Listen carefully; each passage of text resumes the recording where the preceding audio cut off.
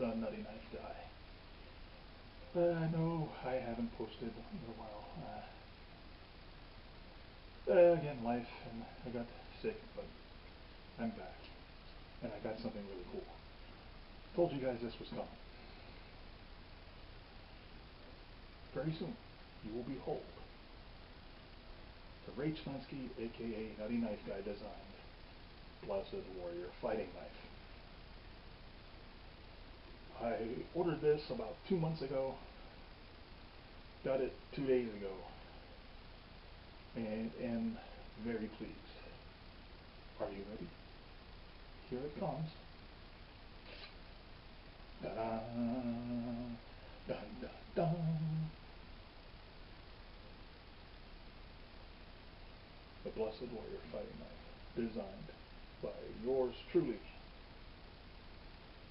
Gaze upon it with reverence and awe. Okay, I will be posting a card with the original drawings and specs that I sent them.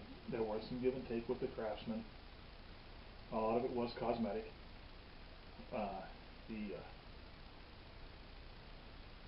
peens, originally I wanted a whole bunch of little peens all through here, but that was just because I thought it looked better. The smith wanted to use 3 large peens. I had no problem with that. G10 handles, 12-inch overall, 7-inch blade, fully integral construction is what I called for, and that's what they gave me. What that means for anybody that may not be a certified knife guy is that the guard, the sub-hilt, the blade, and the tang are all one piece of steel. So this is all one piece of steel with handle stabs stacked onto it.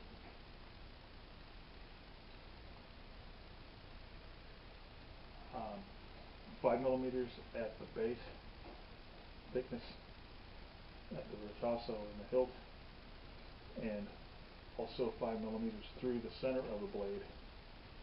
So the thickness is largely in the center because this is a dedicated fighting knife, and it's a thrust-centric design on purpose. Slight interruption there. Okay, but this is a thrust-centric blade.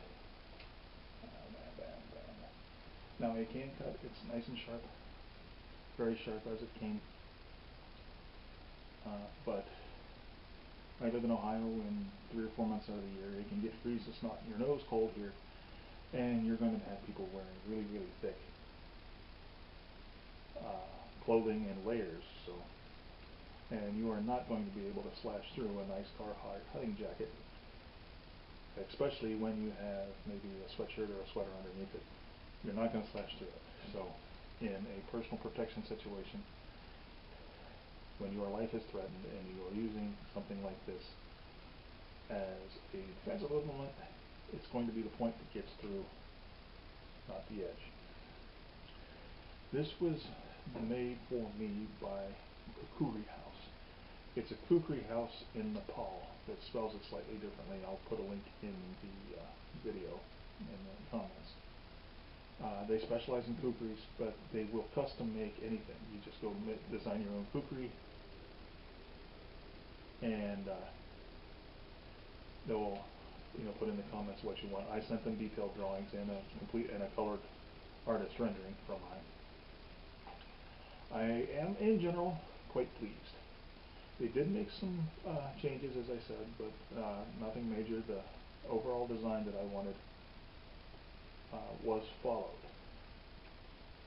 So, as I said, this is basically one piece of steel with slabs on, with handle scales put on it. Now, but just when it comes to the attention to detail on this, I don't know if you can see that in the camera, but there appears to be brass liners where they put the peens, and this is 100% handmade. Also, I don't know if you can see it, but there are tool marks. And I would have been suspicious had I received this handmade blade and there have not been tool marks. That would have told me they actually did it on some sort of machinery. But this has some tool marks, particularly, I don't know if you can see that on the guard, but you can see some tool marks on the guard. But that tells me that this was actually handmade, and I would have been suspicious had I not seen tool marks. And these tool marks in no way affect the beauty of this blade, because it is a beautiful blade. I am of the opinion when it comes to knife design that beauty comes from simplicity and elegance. I'm not a big one for really embellished blade or for fancy hardwood or anything like that. To me, this is just a simple, elegant design, and that's where its beauty comes from. They really delivered. The only markings on this blade is, I don't know if you can see that, but there's a little N on one side. That is the mark of the smith that made it. It came with a little bio of the smith with his thumbprint and a picture of him, which I will also splice into this so you can see. And the other marking is the house mark for Kukuri House. And that's the only marking on it. I don't mind a little branding on my knives, but some knives, some factory knives you get, some production knives, SOG, I'm talking about, you just over-brand everything. They get SOG everywhere, Benchmade everywhere. No, they let their workmanship speak for themselves.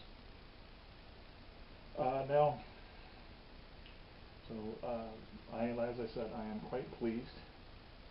I may, if I work up the guts, now that I actually hold this in my hand, get out my Dremel and cut some grooves into the G10. Maybe. I'm not like super good at that kind of thing, and I hate to screw this knife up. This was not a really expensive knife, but it did cost some money, and it is one of a kind since I designed it and they made it for me. One thing I did notice once I got it handling, that this was not something that I intended. I intended this to be a straight fighting knife. But I put this choil on here basically for ease of sharpening. A lot of room for the stone at the end of it. But when I got hold of it and started playing with it over the last couple of days, I found out that if you used it, get your thumb in that choil, it becomes really comfortable for fine work. You can choke up on it quite nicely. Again, not something I had intended. Now, I did make a lot of space intentionally between the hilt and the sub-hilt, so it's easy to use any grip. This is nice in the hammer grip, in the saber grip, and in the handshake grip, and that allows the shifting. And also, you can get it into the reverse grip quite nicely, and it's comfortable. It doesn't pinch in. If you don't wind up pinching with your getting pinched in between the hilts. And I've also found that I can actually get these two fingers into the sub-hilt, and in reverse grip that locks it in there very nicely.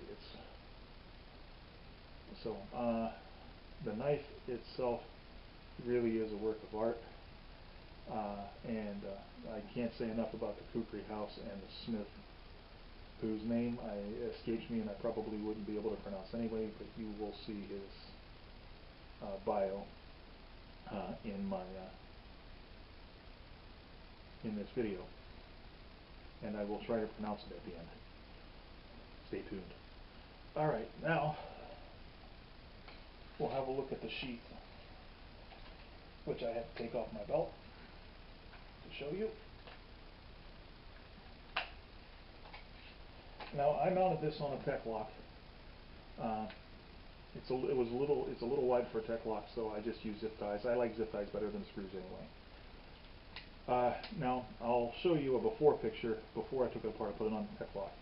This actually came with a leather belt loop that attached by screws, and it also had a thing on there where you could wear it as a dangler. So you had a dangler, a regular belt loop. You also had a loop going through the horizontal that you could go horizontal carry. But I found that was a little tight for the belt I used, so I used the tech lock. And I like the tech locks anyway because you can get them off your belt easily. I will show you a before picture before I took all of that off. Now, when we talk about the sheath, I want to make this clear.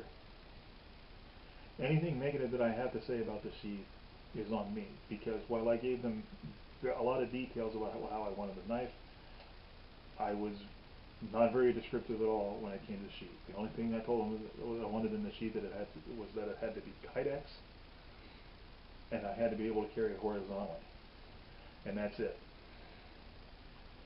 So that is on me. I did not specify enough about the sheath. Lesson learned. I will be ordering something else from these people, and I'll give them more details on the sheath. But the sheath is extremely well made. The stuff I have to say about it is, as I said, it's because I didn't tell them exactly what I wanted, and that's on me. This is every bit as good as any factory knife Kydex you're going to get. I have cold steel Kydex, CRK. This is every bit as good. Now, I'm going to be careful here. Retention is decent. Matter of fact, and now it seems it was a lot better than it was. When I tried that test before, the knife eventually worked its way out, but it didn't that time, which is good. But it relies entirely on friction. Now, I carry horizontally. I've been carrying it around. I carried it around all day yesterday just to test how it carries, and I have no worries at all about this falling out. I do got to admit, I like that Kydex click. You don't get that with this so much. You get a little one. But if you're carrying it this way, vertically with the hilt up, and anyway, it's not going anywhere. I had no problems carrying it horizontally like so. I would be a little bit concerned if I had to lash it to my molly. But again, this is one of a kind, so and I did not, tell them about a retention strap or anything like that. So that's on me. But retention is fair, even without the strap, and the workmanship is really good. So what we're going to do here very quickly is head outside. Going to do the war post. Going to cut some stuff, and I'm really anxious to see that. I haven't had a chance to play with this yet. The original design I sketched out almost a year ago. I tried to find smiths that I could afford here in the United States. I either couldn't afford them, they didn't want to do it, or were incapable of doing it how I wanted. And one guy just flat refused to make a fighting knife. So when I found Kukri House through Donnie B. Allday's channel, another knife guy, he had a knife made and he did an extensive review on it. I decided to contact Kukri House, and there you are. So I am very, very happy. This is the first custom knife I've ever had made, and this cost $150 from including shipping from Nepal. And with the sheath, like I said, you'll see in the picture, in a photograph, you've got a loop, vertical loop, a horizontal loop, and a dangler, which, by the way, real leather. I didn't ask for any of that. All I wanted was horizontal and Kydex. They went the extra mile and put that other stuff on the sheath.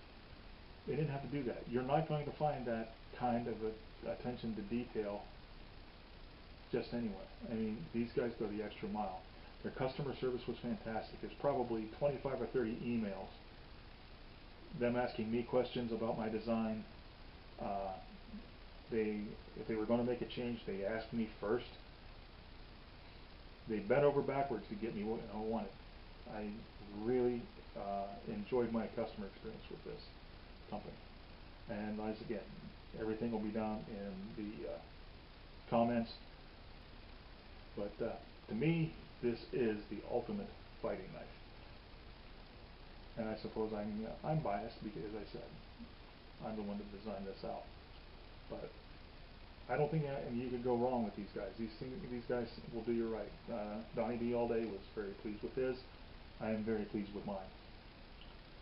So that means it's time to go out and, as Survival on Purpose says, do some nice stuff.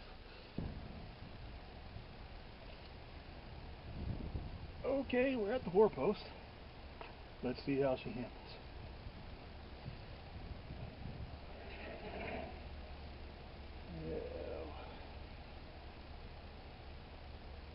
Okay.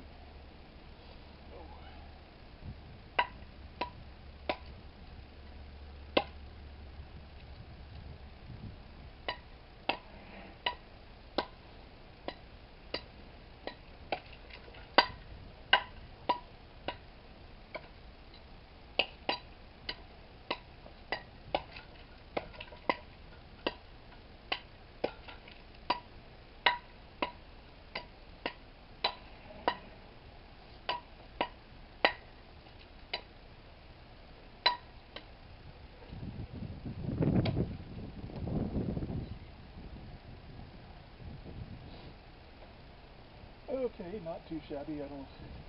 I know I look like a fool, but the knife is doing quite well.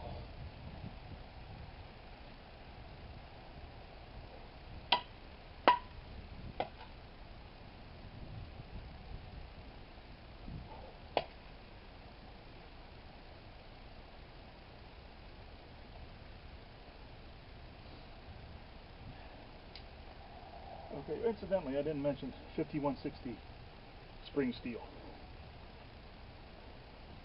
Alright. This has a kind of skull crusher on it. Let's see how that works. Last test of the skull crusher didn't do too well on a different knife.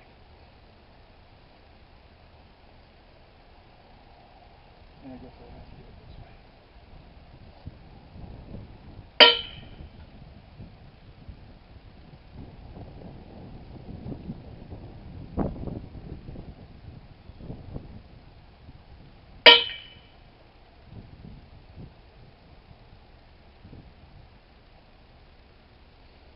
Okay, there was already a bit of a tool mark there, but I just slammed it pretty good against bricks and no problems, so pleased that way. Let's go over here and see if we can't finish off this tree over here that's been declared expendable. We'll find out. Now this is the same tree I did in an earlier video where I chopped it down with my cold steel Marauder. See if I can get you guys low enough to see this.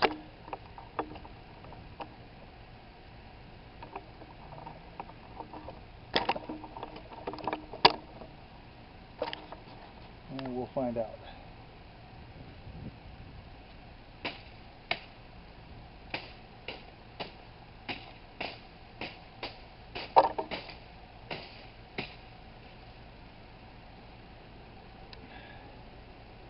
I'm just going to get these little ones out of the way here so I can do a little better chopping.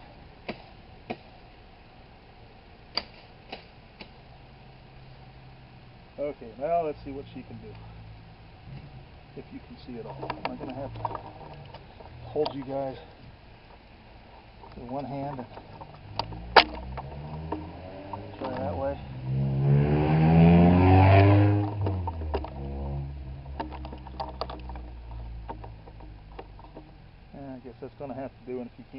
I'll just edit this part out, but we'll find out.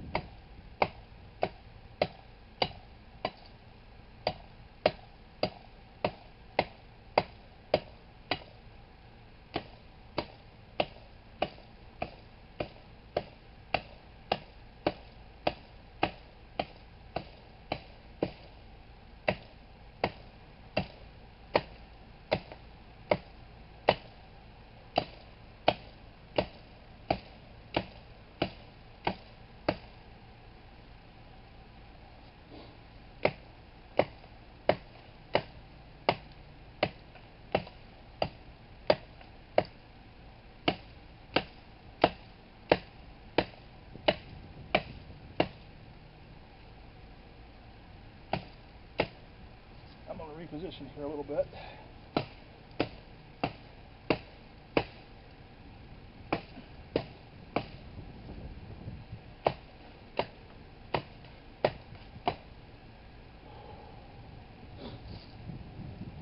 Not the best thing in the chop, but it wasn't designed for this. I just want to see how it works.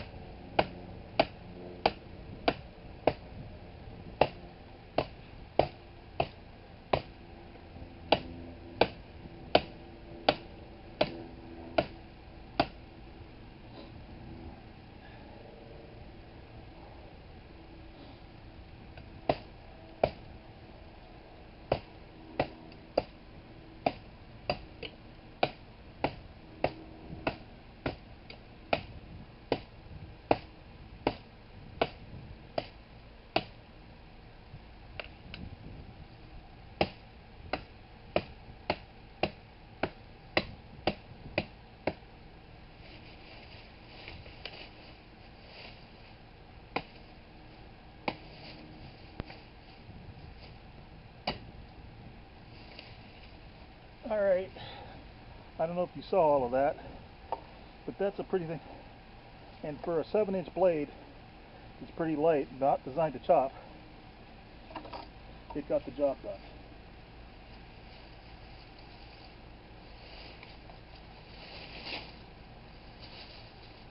Okay, I just wanted to check to see. Okay. No edge damage. You take it from me, it was just as sharp as when I started. 5160 steel. Everything's still tight, of course, with the all integral design. The only thing that could have got loose was the handle scales, and they're just tight as a drum. Switch locations, more in a minute.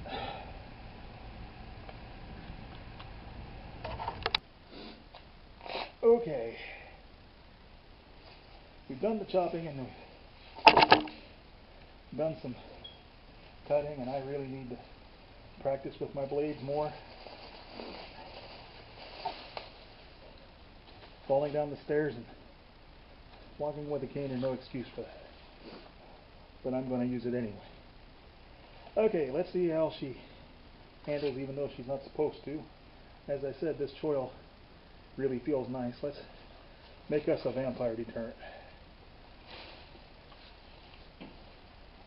This is like really green bush stuff. It's not hard, but as I said, it's springy.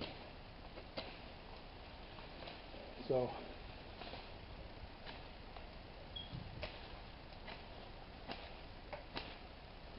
but this choil is really nice for stuff. You could press this into, even though, as I said, I didn't intend it to be any kind of a camp knife. It's a straight fighting knife. But I think I've shown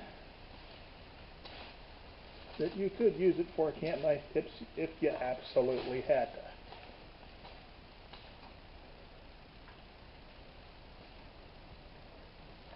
And there we have a pretty nice vampire deterrent.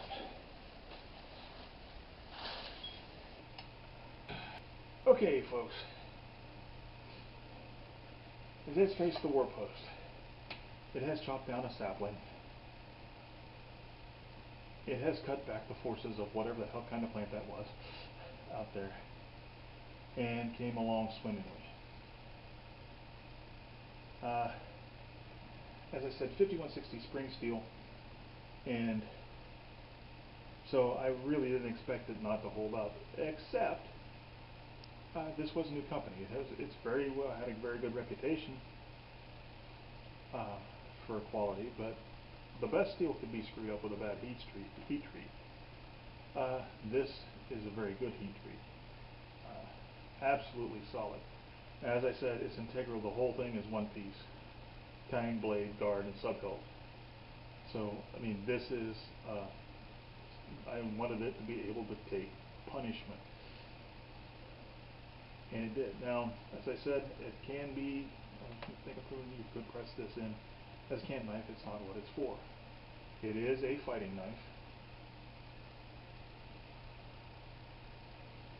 And I am probably unworthy in terms of skill with this knife. But I can't tell you how happy I am with it. So this is the first custom made designed by me. You've seen the drawings by now. And they delivered. Now, having said this and handled it now, there will probably be a Blessed Warrior Mark II, and I'm going to make some improvements to the design. I am going to want a jumped thumb ramp right here, so I can use my thumb as a saber grip like this. That would be really, really sweet. As I said before, I would like a little bit more texturing on the G10. And I would extend the guard out about 1/4 of an inch for a little bit more hand protection. But that's the Mark II. Now, you can draw something and somebody can make it for you just the way you drew it. But until you've handled it, you don't know. Now, I'm not saying that this doesn't feel great. It feels great. It's very well balanced. It's got enough weight in it for thick cuts and things like that. But I can improve the design. Now, that's not, like I said, that's not a knock on the maker. That just means that having handled it, and as good as this is, and it's great, I can make it better. But I wholeheartedly recommend it. If you're in the market for a custom knife, draw it out, follow the link I'm going to provide, and they will work with you, and they will get you something beautiful that's very, very reasonably priced. So, having said all of that, remember to draw your knives only in just purpose, and sheathe them only with honor. And to remember that without knives, life would be dull and pointless. I am the Nutty Knife Guy, bidding you good night so I can go play with my new knife.